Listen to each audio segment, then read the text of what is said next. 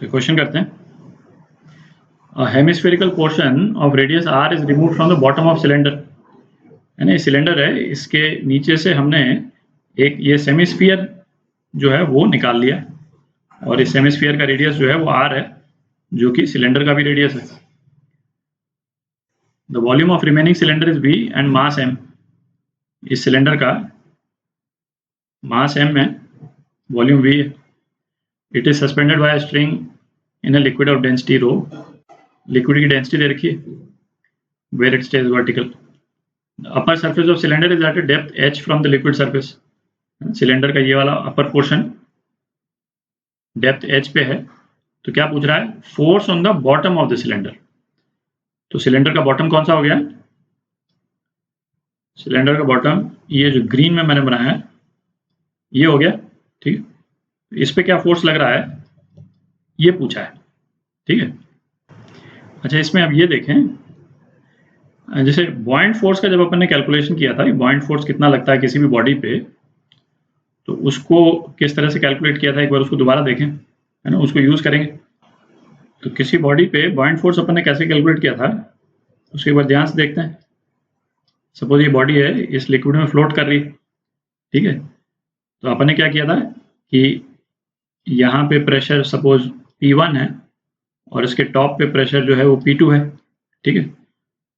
तो P1 के कारण ऊपर के डायरेक्शन में फोर्स लग रहा है F1, और P2 के कारण नीचे के डायरेक्शन में फोर्स लग रहा है F2।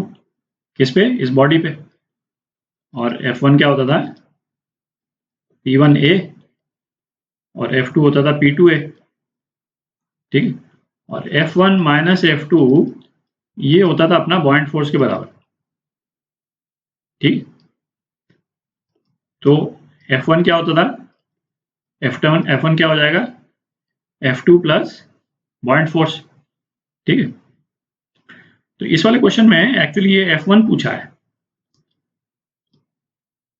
क्योंकि बाकी दोनों चीजें निकालने के लिए सारी इंफॉर्मेशन दे रखी है अपने को, और F1 पूछा है।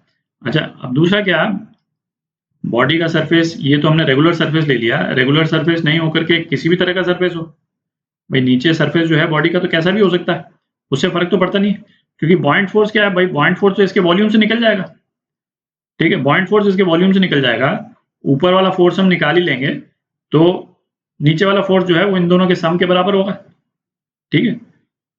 तो ये नीचे जो है हेमिस्फीयर से काटे, चाहे एक रेक्टेंगल काट ले या स्क्वायर काट, कैसा भी काट ले, उससे फर्क नहीं पड़ता। नीचे का शेप जो है वो कैसा भी हो, इट मेक्स नो डिफरेंस, ठीक है। F2 इस केस में अपने को मालूम है कितना, यहाँ पे जो प्रेशर लग रहा है ना, P2 ही बोल देता हूँ इसको मैं, तो P2 इंटू एरिया, ठीक है। और P2 कितना है, H रो G, ठीक है, H रो G, और इंटू एरिया, एरिया कितना है, सिलेंडर का एरिया है पाई आर स्क्वायर, ठीक है। ये तो F2 हो गया। और बॉइंट फोर्स कितना है, हमको तो वॉल्यूम ही दे रखा है सीधा ही, इस सिलेंडर का जो बचा हुआ सिलेंडर है उसका वॉल्यूम दे रखा है V, तो V रो G सीधा ही हो गया, ठीक है।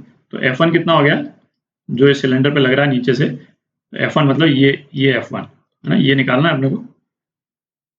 तो F2 प्लस B ऐड कर देते हैं दोनों को, तो V rho G plus H rho G pi r square, ठीक। तो ये आपका आंसर। आप रो G कॉमन ले लें,